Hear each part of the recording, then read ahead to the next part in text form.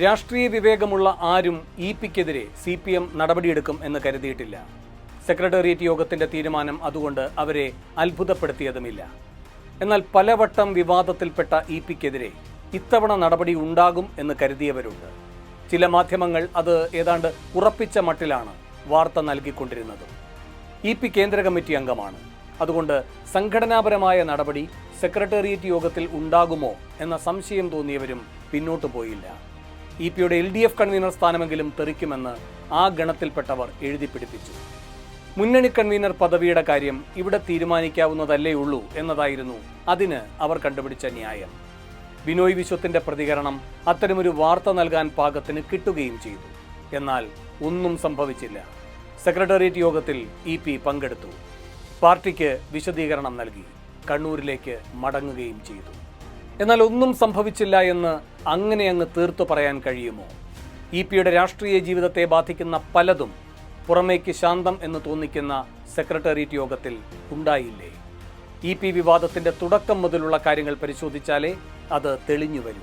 അപ്പോൾ മാത്രമേ party secretariat യോഗം കൈക്കൊണ്ട തീരുമാനത്തിന്റെ പ്രത്യേകതയും വ്യക്തമാകൂ. അത് എന്തൊക്കെയാണെന്ന് നോക്കാം. ഇപിയെ ഉന്നം വെച്ചല്ല ഈ വിവാദം തുടങ്ങിയതെന്ന് എല്ലാവർക്കും അറിയാം. അനിൽ ആന്റണിയും ശോഭാ സുരേന്ദ്രനുമായിരുന്നു ദല്ലാൽ നന്ദകുമാറിനെ ഇറക്കിയവരുടെ ഉന്നം. രണ്ടുപേർക്കുമെതിരെ ദല്ലാളിനെ ഇറക്കിയത് ഒരേ കേന്ദ്രം തന്നെ ആയിരുന്നില്ല എന്ന പ്രത്യേകതയുമുണ്ട്. അനിലിനെ ഇകഴ്ത്തണം എന്ന് കരുതിയവരുണ്ട്. ശോഭയെ ഇകഴ്ത്തണം എന്ന് കരുതിയവരും ഉണ്ട്. രണ്ടു കൂട്ടർക്കുമുള്ള വക ദല്ലാളിന്റെ കയ്യിലുണ്ടായിരുന്നു. അങ്ങനെയാണ് അനിലിനും ശോഭയ്ക്കുമെതിരെ തന്റെ കയ്യിലുള്ള വിവാദ ബോംബുകളുമായി ദല്ലാൾ രംഗത്തു വന്നത്. മോദിക്ക് പ്രിയങ്കരനായ യുവാവാണ് അനിൽ ആന്റണി.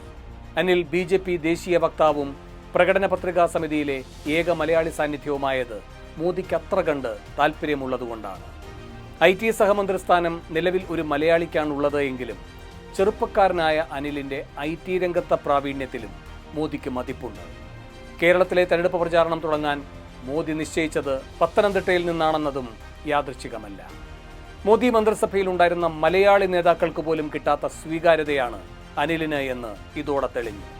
അതിന്റെ അപകടം മണത്തത് മന്ത്രിസ്ഥാനം വഹിച്ചവരടക്കം പല പ്രമുഖരുമാണ്.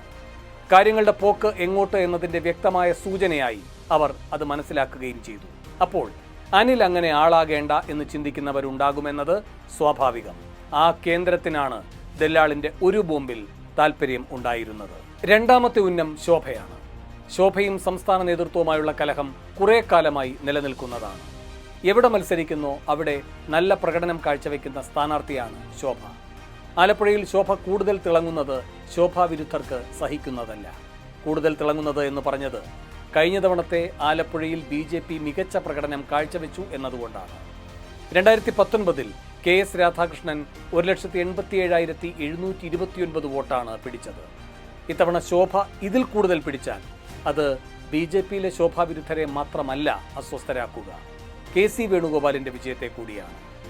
ശോഭ 2 ലക്ഷത്തിലധികം വോട്ട് പിടിച്ചാൽ ആരിഫിന് വിജയം സുനിശ്ചിതം എന്നതാണ് CPMന്റെ കണക്ക്. അപ്പോൾ BJPയിലെ ഒരു കൂട്ടർക്ക് മാത്രമല്ല ശോഭയെ തളയ്ക്കണം എന്ന ആഗ്രഹം വന്നത്. അതുകൊണ്ടാണ് ദല്ലാളിനെതിരെ പൊട്ടിത്തെറിച്ചപ്പോൾ ശോഭ വേണുഗോപാലിനെ കൂടി പ്രതിക്കൂട്ടിൽ നിർത്തിയത്. അപ്പോഴും ശോഭയ്ക്ക് വ്യക്തമായി അറിയുന്ന ഒരു കാര്യമുണ്ടായിരുന്നു. തന്റെ മുഖ്യശത്രു വേണുഗോപാൽ അല്ല എന്ന്. തന്നോട് അനിഷ്ടമുള്ള സംസ്ഥാന നേതൃത്വത്തിലെ ചിലരാണ് ദല്ലാളിന് പിന്നിൽ എന്നത് ശോഭയ്ക്ക് പകൽ പോലെ വ്യക്തമായിരുന്നു. ശോഭയുടെ പ്രചാരണത്തിൽ ആലപ്പുഴ ജില്ലാ നേതൃത്വത്തിന്റെ താല്പര്യക്കുറവ് ആദ്യം മുതൽക്കേ ഉണ്ടായിരുന്നു. അത് ആലപ്പുഴ പാർട്ടിയുടെ മാത്രം ആലസ്യമല്ല എന്ന് ശോഭയ്ക്ക് വ്യക്തവുമായിരുന്നു. അതുകൊണ്ടാണ് ശോഭ കേന്ദ്ര നേതൃത്വത്തിന് പരാതി നൽകിയതും തെരഞ്ഞെടുപ്പിന്റെ ചുമതലയുണ്ടായിരുന്ന നേതാവിനെ കേന്ദ്ര നേതൃത്വം ഇടപെട്ട് മാറ്റിയതും. കൂടാതെ BL സന്തോഷ് തന്നെ നേരിട്ട് വന്ന് നിർദ്ദേശങ്ങൾ ശാസനാരൂപത്തിൽ നൽകുകയും ചെയ്തു. ശോഭാവിരുദ്ധ ക്യാമ്പിനെ പ്രകോപിപ്പിച്ച ഒടുവിലത്തെ ഈ സംഭവവും ദല്ലാളിന്റെ വരവും തമ്മിൽ അഭേദ്യമായ ബന്ധമാണുള്ളത്. ശോഭയെ പാഠം പഠിപ്പിക്കണം എന്ന ചിന്തയായി എതിർ ക്യാമ്പിന്. അമിത്ഷായുമായി അടുത്ത ബന്ധമാണ് എന്നാണ് ശോഭ എപ്പോഴും പറയാറ്. അത് ശരിവയ്ക്കും മട്ടിൽ ആലപ്പുഴയിൽ ശോഭയുടെ പ്രചാരണത്തിന് അമിത്ഷാ വരുന്നതും സംസ്ഥാന നേതൃത്വത്തിന് രുചിച്ചിരുന്നില്ല. ദല്ലാൾ വിവാദത്തോടെ ശോഭയെ അമിത്ഷാ തള്ളും, പ്രചാരണത്തിന് വരാതിരിക്കും എന്ന് അവർ കണക്കുകൂട്ടി. എല്ലാ രാഷ്ട്രീയ പാർട്ടികളിലെയും നേതാക്കന്മാർക്കെതിരെ ഒന്നൊഴിയാതെ ആരോപണം ഉന്നയിച്ചും വെളിപ്പെടുത്തൽ നടത്തിയും കുപ്രസിദ്ധനായ ആളാണ് ദല്ലാൽ നന്ദകുമാർ. ദല്ലാളിനെ പോലെ ഒരാൾ ശോഭയ്ക്കെതിരെ ഇറങ്ങിയാൽ അതിൻ്റെ പഴി സംസ്ഥാന നേതൃത്വത്തിൻ്റെ തലയിൽ വീഴില്ല. കേന്ദ്ര നേതൃത്വത്തിനും ശോഭയ്ക്കും സംസ്ഥാന നേതൃത്വത്തെ അതിൻ്റെ പേരിൽ പ്രതിക്കൂട്ടിൽ നിർത്താനും ആകില്ല. ദല്ലാൾ തുറന്നു തരുന്ന ഈ സാധ്യതയാണ് ശോഭാവിരുദ്ധ ക്യാമ്പ് മുന്നിൽ കണ്ടത്. അങ്ങനെയാണ് രണ്ടാമത്തെ ബോംബ് പത്തനംതിട്ടയ്ക്കൊപ്പം ആലപ്പുഴയിലും വീണു പൊട്ടിയത്. ഇവിടെയാണ് ഏറ്റവും കുശാഗ്രബുദ്ധിയുള്ള രാഷ്ട്രീയക്കാരിയാണ് താൻ എന്ന് ശോഭ തെളിയിച്ചത്.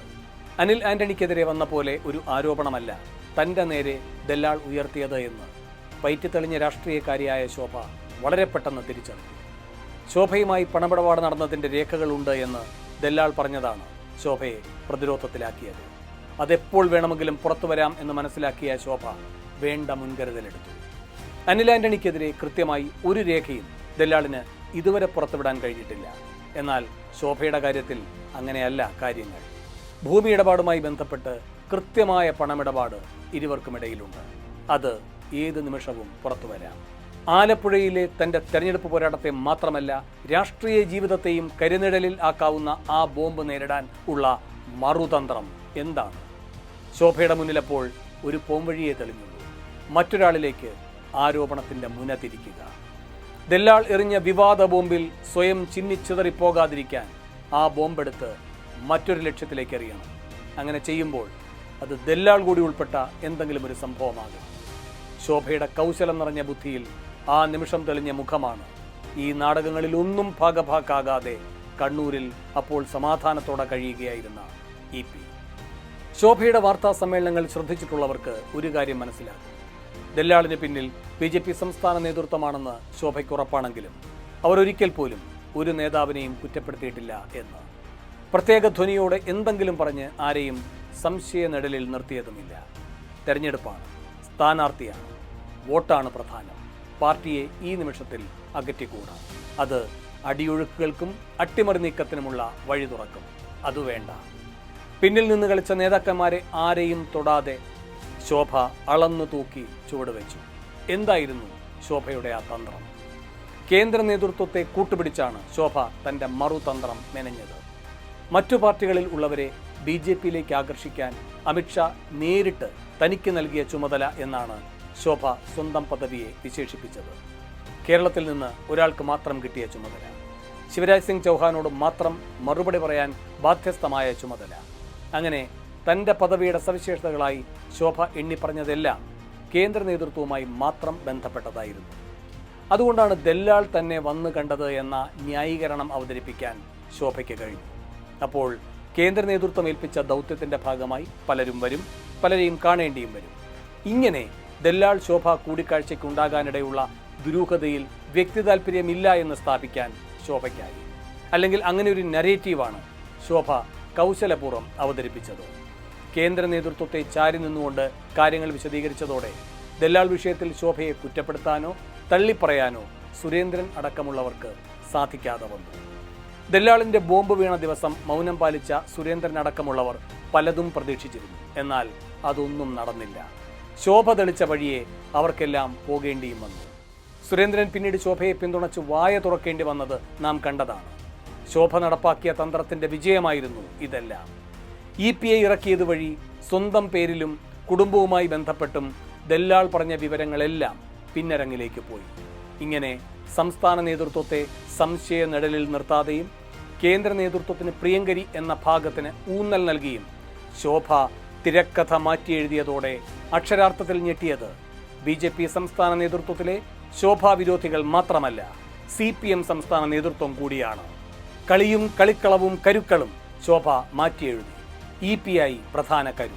പിണറായിക്കടക്കം ശോഭയുണ്ടാക്കിയ ആ കളിക്കളത്തിലേക്ക് ഇറങ്ങേണ്ടിയും വന്നു.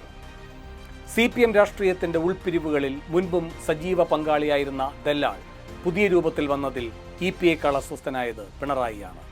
കുറച്ചുനാൾ മുൻപ് സരിതാ വിഷയത്തിൽ തന്നെ വലിച്ചിഴച്ചതിന് ദല്ലാളിനെതിരെ ഓങ്ങിവെച്ചതാണ് പിണറായി. ആട്ടിപ്പുറത്താക്കി എന്നുവരെ അന്ന് പറഞ്ഞതാണ്.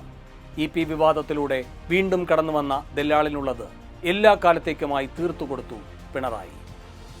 VS ഒരിക്കൽ വെറുക്കപ്പെട്ടവൻ എന്ന് വിളിച്ചതുപോലൊരു പ്രയോഗം സമാനമായൊരു സാഹചര്യത്തിൽ പിണറായിക്കും പറയേണ്ടി വന്നത് കാലം കാത്തുവച്ചതാകാം. അതായിരുന്നു ശിവനോട് ചേർത്ത് പിണറായി നടത്തിയ പാപിപ്രയോഗം. CPM ഒന്നടങ്കം ആ വാക്കിലേക്ക് ചേർന്ന് നിന്നതോടെ ജാവദേക്കറും ശോഭയുമെല്ലാം അപ്രസക്തമായി. ദല്ലാളടക്കമുള്ളവർ ഉൾപ്പെട്ട ഒരു വൃത്തത്തെപ്പറ്റി പിണറായി പറഞ്ഞതിലായി പിന്നീട് ഊന്നൽ. അതിൽ മാധ്യമപ്രവർത്തകരും ഉൾപ്പെട്ടിട്ടുണ്ടെന്നും അല്പം നീരസത്തോടെ പിണറായി പറഞ്ഞു. ഒരിക്കൽ തന്നെ വേട്ടയാടിയ മാധ്യമ സിൻഡിക്കേറ്റിനെ പറ്റി പിണറായി പറഞ്ഞിട്ടുണ്ട്. ഇപ്പോൾ സിൻഡിക്കേറ്റ് ഇല്ല, അതിന് പകരം പുതിയൊരു വൃത്തം പ്രവർത്തിക്കുന്നു. ചിലർ അതിന് ഫൈനാൻസ് ചെയ്യുന്നു. ഇത്രയുമാണ് പിണറായി പറഞ്ഞത്. എന്തിനാണ് അങ്ങനെ ഒരു വൃത്തം രൂപപ്പെട്ടത്? എന്താണ് അവരുടെ ഉദ്ദേശ്യം? ആരാണ് അവരുടെ ലക്ഷ്യം? അതൊന്നും വ്യക്തമല്ല.